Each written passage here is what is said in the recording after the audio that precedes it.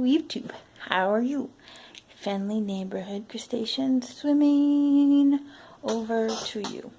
And today is Tuesday, and it's a good day for me to get some videos done. So if you see me in the same clothing as other videos, it's because I did them on the same day. Now I did this one again. I'm still doing them on my phone because I have a camcorder, but I have a camera, but I don't have any way to get the footage from the camcorder to you guys, so it's really kind of pointless, you know? Really kind of pointless.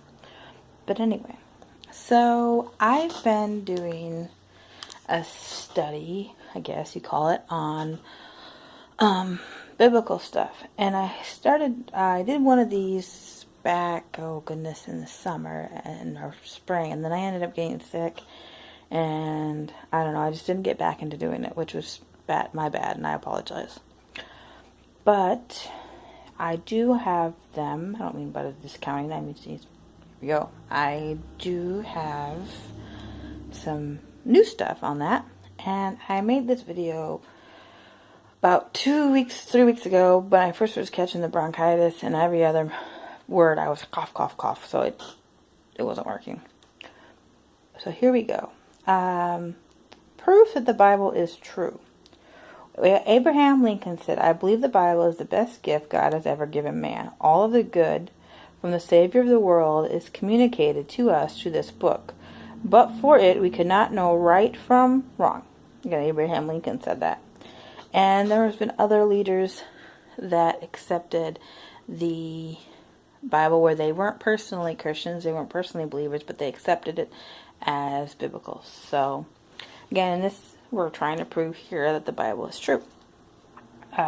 We can explain it through science and explain it through the biology and how the nutrition in the blood through the white cells and the white cells and the red cells and things like that. I will have links in the description if you guys want to look more into this. The finding of Noah's Ark. They believe that they have found Noah's Ark and other important archaeological finds that authenticate the Bible. Like I believe they found the Tower of Babel at one point. They found Sodom and Gomorrah, they believed. They found the city where Abraham grew up, his hometown. And it says in the Bible on Job 26:7, and Job is supposed to be one of the oldest books in the Bible, written, some people even believe, written before Genesis. Job is recognized in Islamic texts and some other texts. And he says in there that he, talking about God, hangs the world on nothing. Now, there was no way they could have known that back then. Again, getting back to the archaeological finds, Tel Dan, which is David, there was a discovery about him.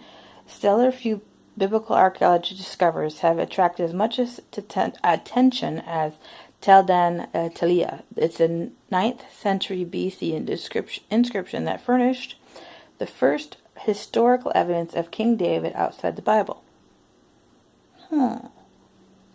This in-depth chapter described, it was from the site that I pulled it from, but anyway, it said that the excavation stumbled upon the stela bearing the inscription in a newly excavated wall. So they had the description of David on the wall. It's really kind of neat. Bathsheba and Cleopatra. I mean, there are all these different people. Alexander the Great is mentioned in the Bible. Historical accuracy. Over two of the greatest 20th century archaeologists, William F. Albright and Nelson, I'm going to slaughter this last name, Glueck, both alluded that the Bible, even though they were non-Christians, they didn't believe it, they weren't believers, and they had training in secular, their training was secular, as they alluded that the Bible being as the single most accurate source documented from history.